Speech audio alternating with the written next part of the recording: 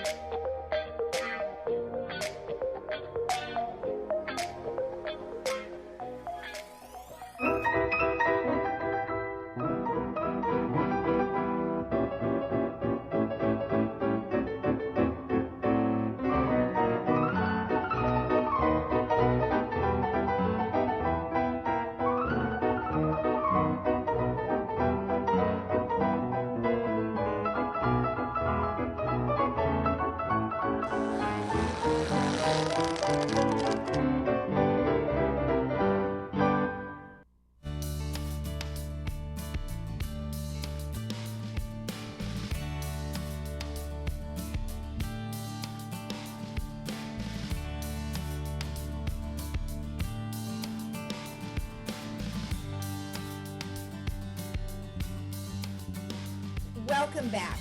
Today I'm joined by Janet Powers, who is here to discuss the third mutual ballot proposition, and she is also a third resident. Well, Janet, thank you so much for joining me. How are you today? Hey, thanks, Lisa. Oh, I'm so excited to be here. I'm a big fan of yours. So as a homeowner in third, this is just a pleasure. Well, thank you. Well, we've been talking a lot about the ballot measure and the CC&Rs, and I know you're involved. But before we get into how you're involved, tell me a little bit about your background, because as I understand it, you are one of the state's top HOA attorneys about senior community associations. Thanks, Lisa. Yeah, I am, and I've been doing community association law for over 35 years now, and one of my specialty areas is senior communities. So it's great that I live in Third and I can be a part of something that I actually represent.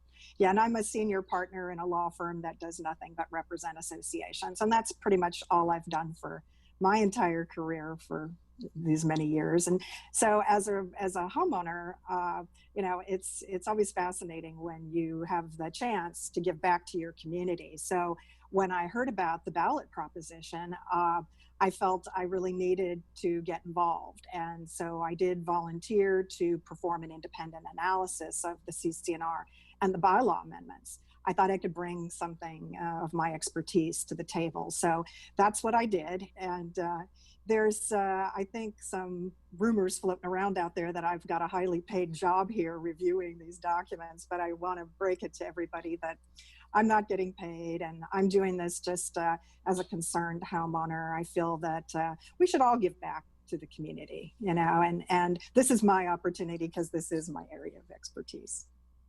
When you talk about homeowners associations, there's a lot of people that it involves just across, not just senior communities, but in all communities if you have an HOA.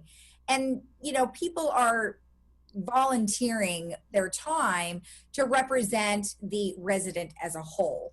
So I hear what you're saying, and it sounds like that is what you're trying to do. Tell me what you would say to those people who are skeptical of folks who volunteer for that position. Yeah, I understand. I think any volunteer, whether you're a volunteer on the board or you're volunteering on a committee of some type, or you're just heading up a club, I think there is skepticism because they're not professionals. And that is part of the reason I chose to get involved, Lisa, is that there's a lot of misinformation out there about these ballot initiatives. And I feel like I could bring something to clarify some of the concerns that people have. And I also feel that to a great degree, everybody wants to do the right thing. Everybody has been looking at these documents now for a long time, and yet they're not professionals. This isn't what they do for a living. If you're a banker and there was a loan issue in front of the community, I would like to think that the banker would get involved. And the same with a CPA or a structural engineer. You want to provide that level of professional advice and expertise to your community because most people aren't structural engineers and we wouldn't know what we were looking at. And most people are not community association lawyers who've been doing this for a long time. So to the skeptics out there, this has taken I can't tell you how many hours away from my practice. So this has been a sacrifice for me, but I feel that it's important to the community. So I wanted to give back my expertise and to try to explain in as clear a manner as I can from an independent point of view, although I do have a stake in this, I am an owner, exactly what these documents have to say. Well, I think that's great because, like you said, and many times I've interviewed, boards across the community, and they do request that, it's not necessary that you have a background in something, but it is a request. If you happen to know something, then by all means step up. So that's great that you were able to put, your experience to good use. Let's kind of jump in a little bit about the ballot. So evidently there is a little bit of confusion over a document called the matrix. Can you tell me what that is? Yes, and boy, this has really been the subject of a lot of controversy in the village, but it really doesn't need to be controversial and it doesn't need to be confusing. What we're talking about when we talk about the responsibility matrix is simply a chart. It's a chart rather than putting a lot of verbiage page after page in the CC&Rs of language about who's responsible for what. The matrix is just a chart to say, what is third responsible for and what are we as owners responsible for? That's it. It's really, really simple. But what happened here was simply that a mistake was made. One of the board members who's a volunteer put this together and it was a big typo. There was a column that was transposed, and so it made a lot of it changed the responsibilities from the association to the owners, and owners got upset, and rightfully so. They thought, uh-oh, I'm now taking on all of these new expensive responsibilities when I hadn't budgeted for that. And they thought that that was what the proposed amendment was about. But it wasn't. It was simply a mistake. And so it's been corrected. It got corrected right away, frankly. It was up on the website within a couple of days of discovery. So it is not confusing. It isn't a big deal. And that is what we're voting on. Just so there's no mistake. This revised matrix, revised chart is what all of us are going to vote yes on. And we're going to do that because it does correctly set forward the responsibilities. And frankly, nothing has changed. All it is a chart form to make it easier for everybody to read, as opposed to 20 pages in the CC&Rs of language. So it was intended to be a useful tool. And unfortunately, due to a small mistake that's been corrected right away, it got blown out of proportion, I think. Well, and I think people might, people are skeptical anyway, regardless of what, it's Sure. about. So if you see something like that, they're probably like, well, you're trying to slip something over on me, I mean, that I think we all would think that way. So thank you for the clarification. And then, just going forward on that particular point, what do you want people to do now? I mean, they're going to vote on the ballot, but they should really go back and look at that chart, correct? Sure. Go to the website. I think we're backing up and running today. I'm not sure. It was a little confusing yesterday, technology-wise. I know there were some problems. Sure. Go to the website. Go to the link where you're going to see the documents. They're all right up there. The revised matrix is there, and there's an explainer about what happened and what was the problem. And look at the corrected matrix, and that's what you're voting on. Okay, perfect. Okay, let's talk about the set of CC&Rs. So obviously you're going from an extremely large amount of paperwork to a much smaller version of the CC&Rs. And some people are saying, well, why bother? Let's just stay with what we've got, right? So they're thinking maybe change is unnecessary. So what would you say to that?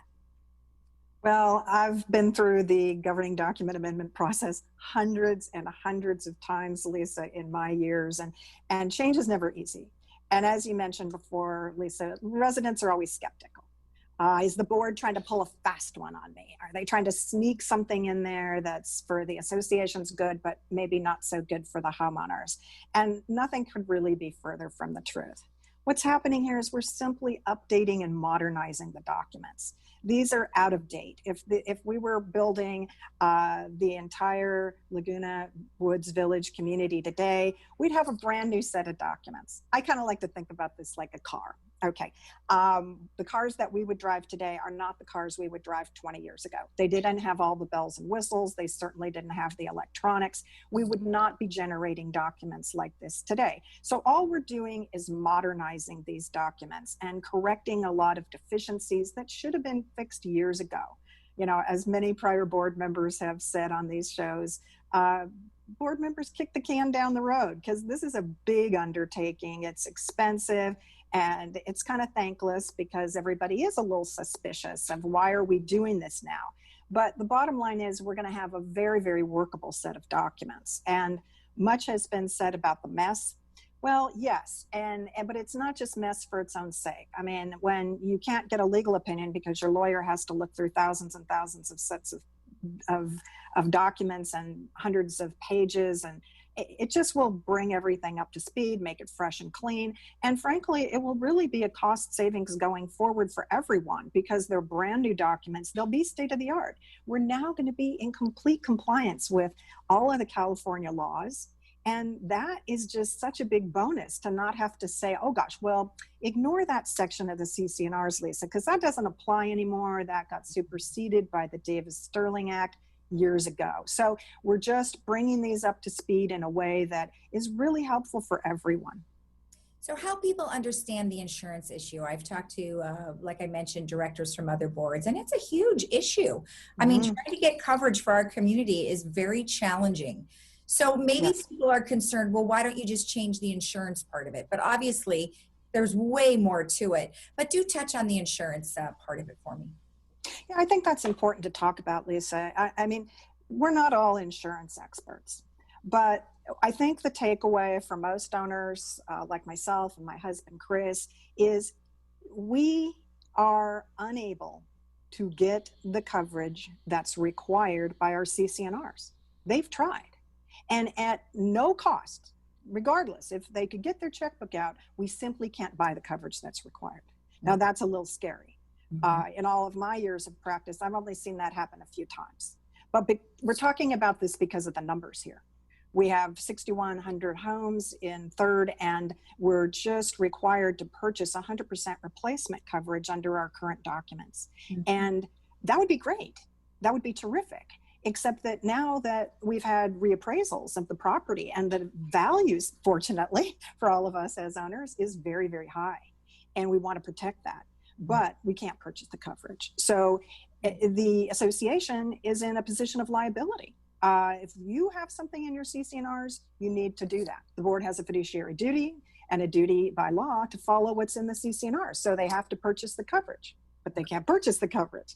So what makes it a lose-lose is that we need to change these documents to craft language that we can buy, that's commercially available out there at a price that us homeowners will not have to subsidize in a ridiculous manner. I mean, they really have crunched the numbers on this, Lisa, and we are talking $94 a month increase just for insurance in 2022. And as a homeowner, I don't want to have to pay that because the board can't get the level of coverage that we need. So I think with regard to your question though, about why didn't we just go for an amendment on the insurance provisions?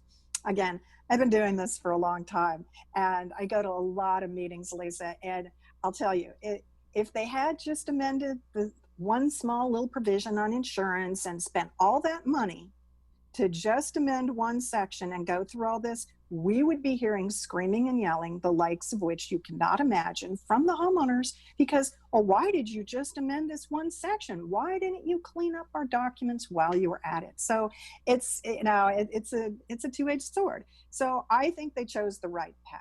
I think it was time, way past time, to update it. And why confine ourselves to just one provision for all of that work? We might as well clean up everything. Exactly. Okay, good. Well, I know there's a town hall meeting coming up, and that's going to be on Thursday, October 22nd at 9:30 in the morning. That is going to be live, and you guys are going to take questions, and we've been sharing with everybody the email and the phone number. What's going to happen in that town hall meeting that hasn't happened already? I think we're just going to back clean up. I think any additional information or questions that may come up that haven't been raised before, I think people have been focused to date on certain issues, as you know, and maybe once everybody has a chance to really take a look at the documents, maybe there'll be some more substantive questions. Maybe people will be able to now get down to different issues. And I think the hope is that we can get everybody's questions asked so that they can go out and vote yes on the proposed amendments. And let's move forward because we're running out of time. Okay. Very well said. Thank you so much for sharing with us and clarifying a variety of things regarding this. And it was very nice to meet you. It was such a pleasure to meet you, Lisa. You're fabulous. We love looking at you on your show, and you always have such interesting guests and great questions. And thanks for your time today. All right. Thank you. And we'll be right back after this.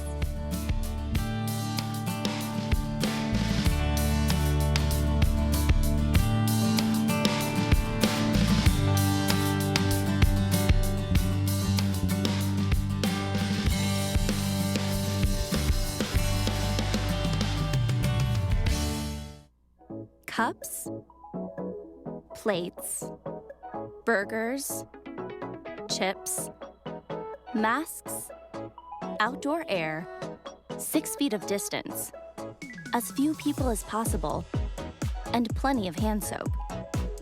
Make sure lowering the risk of spreading COVID-19 is on your list for your next small gathering. Do your part to lower the risk.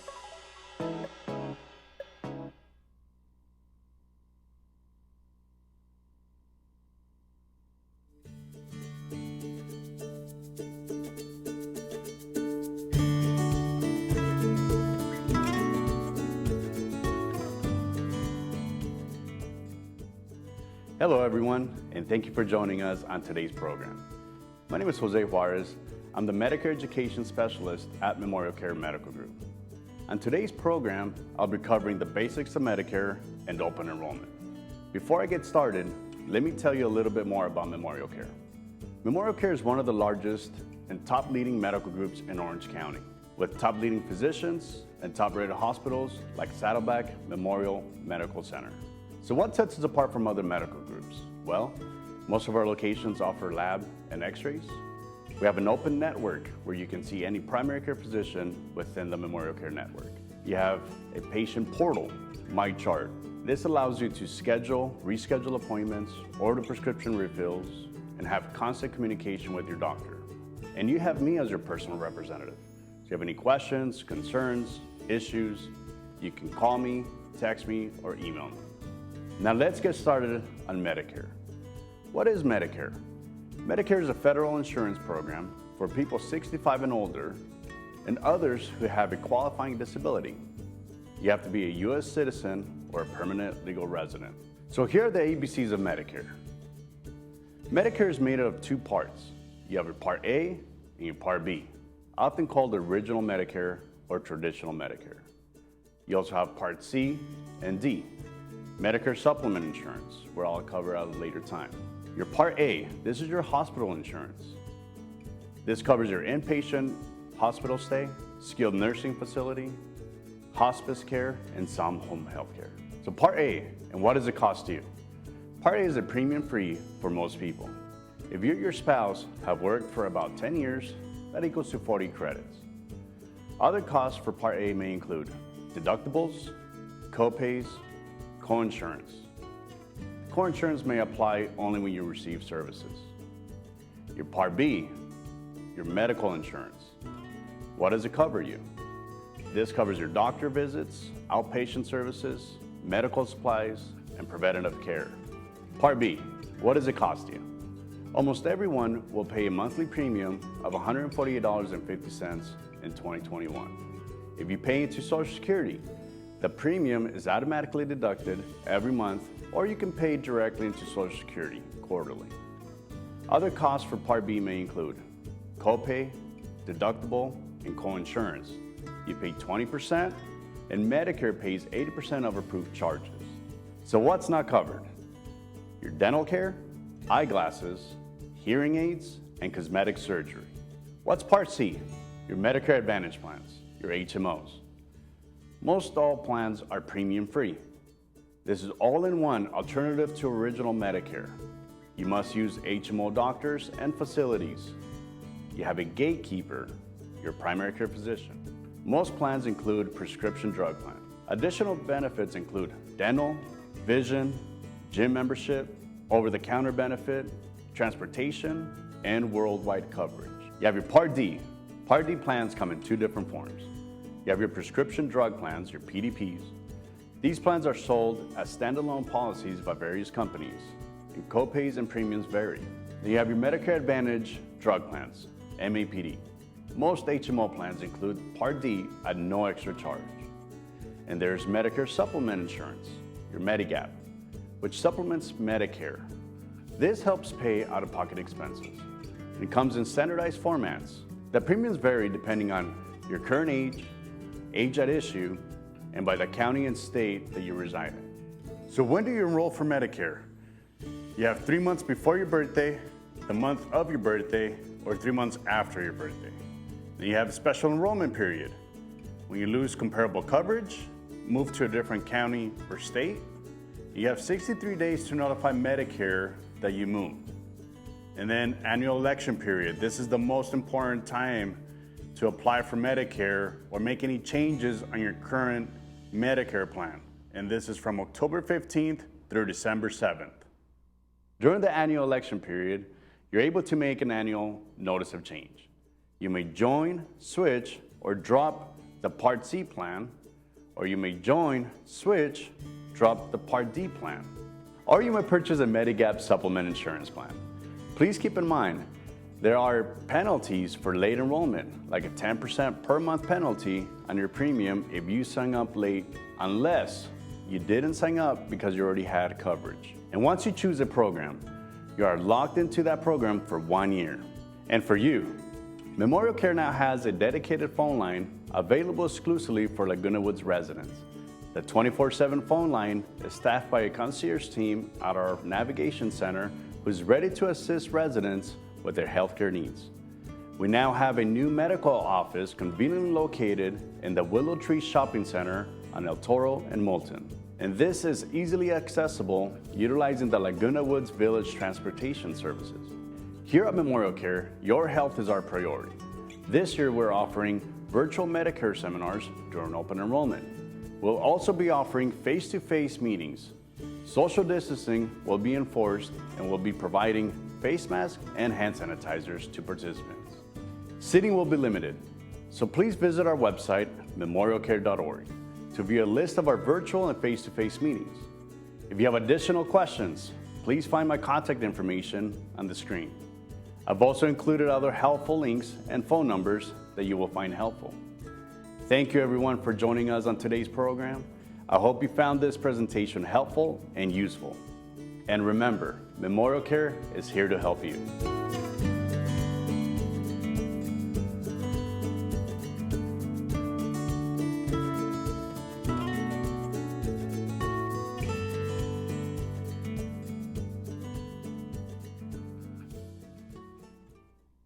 Get your vote by mail ballot? You can stay healthy and fill it out from the safety of home. Or you can fill it out anywhere. It's easy to mail back. You don't even need a stamp. Or you could use an official drop box. You can even drop it off at the polls. Then track it to confirm your county got it. See? They got it. Mail ballots are the simple, safe, and secure way to ensure that your vote is counted.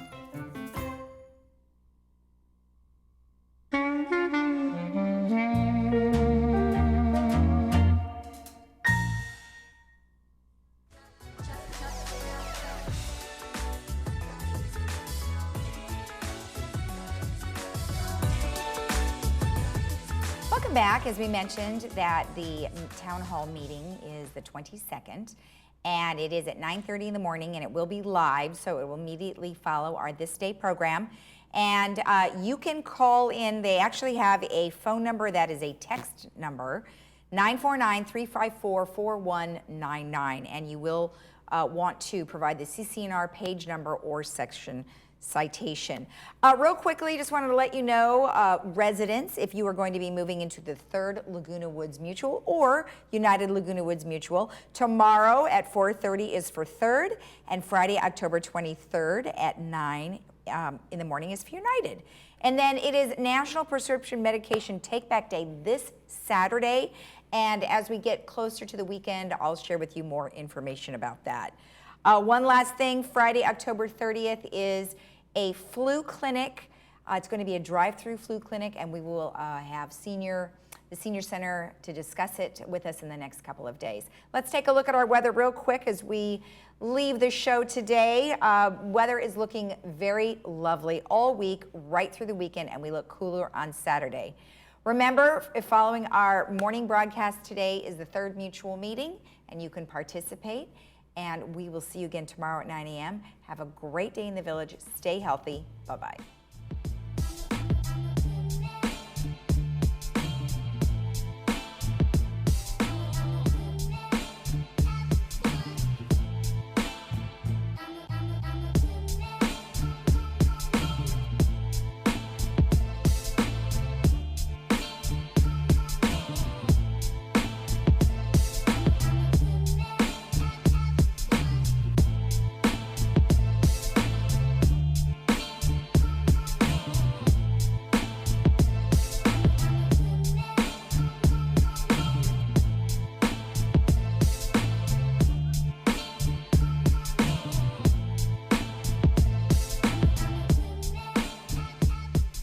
There are everyday actions to help prevent the spread of respiratory diseases. Wash your hands.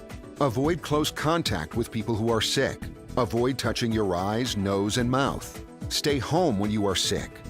Cover your cough or sneeze. Clean and disinfect frequently touched objects with household cleaning spray. For more information, visit cdc.gov/COVID-19. This message brought to you by the National Association of Broadcasters and this station. Tip. Toss. Take action. Don't give mosquitoes a fighting chance.